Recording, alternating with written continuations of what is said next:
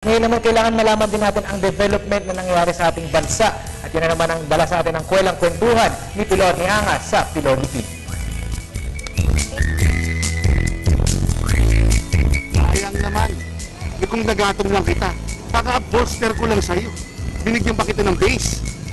Kasi hindi ka pakikinabangan. Dapat pakinabangan nga ng iba. Anak ng putot kong sinta. Ano yun? Sino kinakausap mo dyan, ha? Hindi ba obvious? Eh ditong kariton, hindi ka na lang mag-iisip eh. Bakit? Ano bang gagawin mo dyan? Maglalako ka ng gulay o mangangalakal ka ng bakal at bote? Detective ka ba? Dami mong tanong eh. Bakit? Masama ba magtanong? Alam mo kasi, yung mga nagtatanong na kagaya ko, eh yun yung mga matatalino, di gaya mo. Wow! Kaya pala tanong din ako. O siya. Dalawa na tayong pala tanong. Eh teka, saan mo ba gagamitin ko? Aba, gagawin ko tong classroom. Classroom? Ngayon lang ata ako nakarinig ng kariton na magiging classroom. Wala ka naman kasi talagang alam. Eh, ni manood nga ng balita o magbasa, hindi mo ginagawa eh. May personal ka na, ha? Teka. Ano bang merong alam mo na hindi ko alam? Sige, sabi ka. Alam kong di mo alam na umiikot na ang Cariton Classroom ng DSWD at ng DepEd. Alam mo, ang alam ko lang yung 9 CNN Hero of the Year. May Cariton Classroom din eh. Ang pangalan nun? Efren Peña, Florida. Doon ipinatin ng DSWD at ng DepEd ang konsepto nito, Cariton Classroom o K4. K4, alam ko yun, di ba yun yung show ni Downing sa tsaka ni Sunshine? K4 yun eh. Itong K4 as in K4. Eh bakit naman K4? K4. Yan. Apat na K. Diba?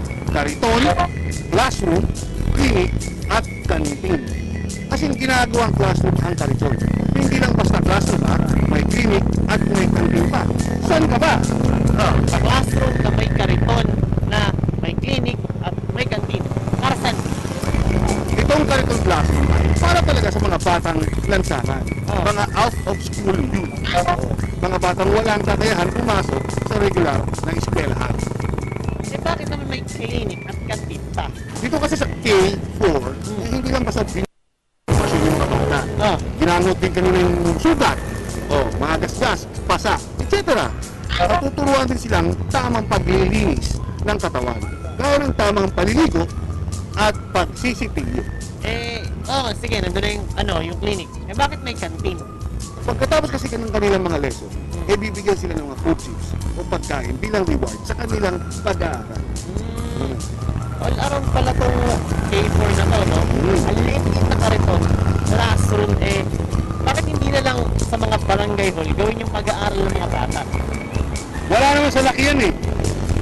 Gusto kasi ng DepEd at DSWD na ilapit sa mga bata ang edukasyon. Sabagay, kung magbibigay sila ng edukasyon, malaki ang chance silang makahanap ng magandang trabaho. Hindi lang sila nagpa-parker o sa mga kalye, naglalako ng mga pasahan, hindi lang ganun. Yan naman talaga ang hangad natin lahat. Yan ang hangad ng Philippine Development Plan. Ang tagal na natin ginagawa yun. Oo nga.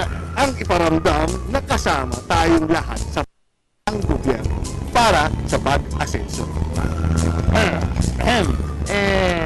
Ano bang balak mo dito sa classroom Cariton na ito? I-donate mo ba to o mag-volunteer ka sa Cariton classroom? Hindi ko ba alam? Ano ang gagawin mo dyan? Hindi ko nga alam eh. Mabuti pa, mulis ka na. Bakit? No? Baka samahin ka pa eh. Hoy, may pasok tayo bukas sa kantin. Pasok tayo ha? Sige dyan. Mas